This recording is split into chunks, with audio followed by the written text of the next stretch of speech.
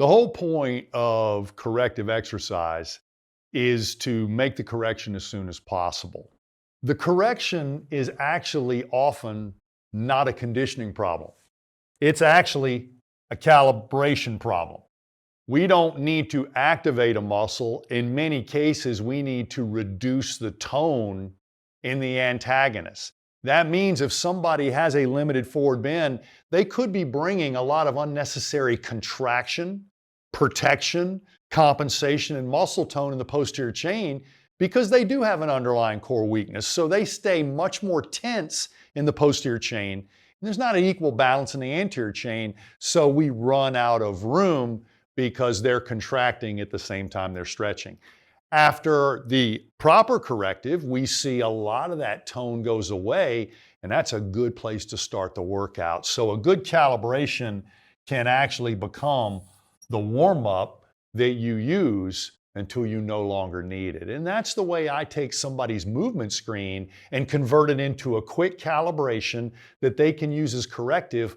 But how do we get them to do that corrective so often? We don't build it into the workout. We make it the warm up, the cool down, and that's what you do also if you're going to bed and have lost your movement pattern, that toe touch tension's coming back. So the more you reset yourself, the more you're going to change that movement. But here is the whole secret that I think some people don't utilize as much as they could. In our corrective exercise course, we literally pick the key patterns where we usually do most of our corrective interventions. Whether you're doing a top tier SFMA in rehab or our new quick screen or the age-old FMS, we find the forward bend pattern. We find the squatting pattern, the rotation pattern, the shoulder mobility, and the single leg stance pattern. In each of these patterns, because we have a staggered stance in many cases, the footprints are staggered, we have a nice little fresh way to look at the forward bend. Okay, rotation, we've got a left and right. In shoulder mobility, we got a left and right. And in single leg stance, we got a left and right. And the old way people used to look at exercise progression is something we used to teach the developmental progression in adults, which was the 4x4 matrix. We took a matrix of the way we showed the lowest possible movement correction all the way to the highest possible difficulty. And so people would see us doing work to fix one of these movement patterns flat on your back in a supported spine, prone or supine. We'd see you suspended up on all fours or in a plank maneuver, a bridge maneuver. We would see you stacked in half kneeling, tall kneeling, low kneeling, or sitting, and we'd see you standing in one of the foot positions of function, which is symmetrical, asymmetrical, and single leg stance. Because that's the way your brain likes to upload a new pattern. It likes to make sure that pattern is possible in all the different postures where your spine could have a load. So getting your single leg stance fixed can actually start here or here. And here's the trick. In our corrective exercise course, you're going to see 60 different exercises. But if you screen somebody, you're going to quickly identify their big problem is single leg stance, okay? Now, you just reduced 60 to 12 choices. And you know that this is a very conservative person and they don't want a lot of ambitious or vigorous functional stuff. So you're going to be pretty conservative in the way you approach that pattern.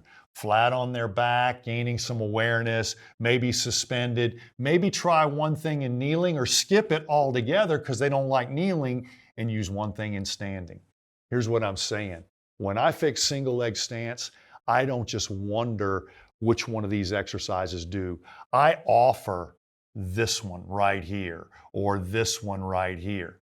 And I trial it. I take them over to the mat table and we try those. And the one that creates the greatest awareness, the greatest opportunity for them to breathe their way into a movement. And I want you to watch the corrective exercise videos and watch how much I don't coach, but I facilitate experience. Because once we get an experience that helps them manage their own movement pattern, here's what my corrective flow for them looks like. Go on YouTube and you'll see I did a general one for mobility, stability, and for symmetry. But if I'm creating a personal one for somebody, I may pick these three and then I show them connecting these dots. That's actually your flow. So we get to engage your worst or most dysfunctional pattern in a safe and supported place, in a suspended place with a little more balanced difficulty, and then in a higher stress place, which is nearly where we found you, maybe on eyes closed or eyes open.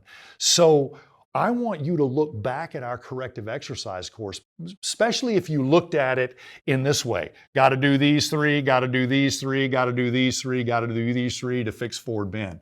Don't think about it that way. Do a trial of ones where you know you've got the equipment, you've got the opportunity, and they got the awareness, and stack those together. Use it as a warm-up before workouts. Use it as a tension dump before they go to bed. Use it as a morning calibration even on a non-workout day. And watch how quickly corrections happen.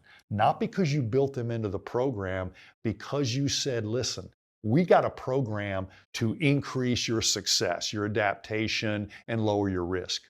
But we've also got a warm-up or a calibration that changes your state of readiness. And how do we know?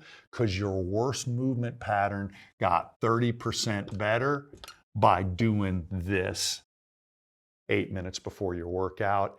And if we put a workout on top of that, we compound that. So I want you to look at the corrective exercise course, whatever level of movement screening or assessment you're doing, and say, am I trying to fix patterns that way? Or am I trying to fix patterns in a progressive and linear way? Because that is the way you originally uploaded the software. But right now, the screen has showed us a sticking point. So we just went from 60 exercises to 12 exercises to the 3 that somebody needs. It's helpful if you are aware of all these so you have more options. But when I get to that exercise that shows a left-right asymmetry or difficulty, watch me.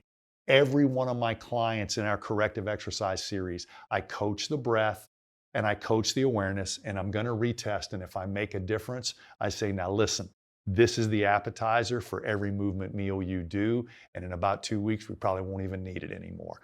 That's the way I want you guys to practice corrective exercise, see the calibration value, change their state of readiness, build correctives into the warm-up, and get on with that workout.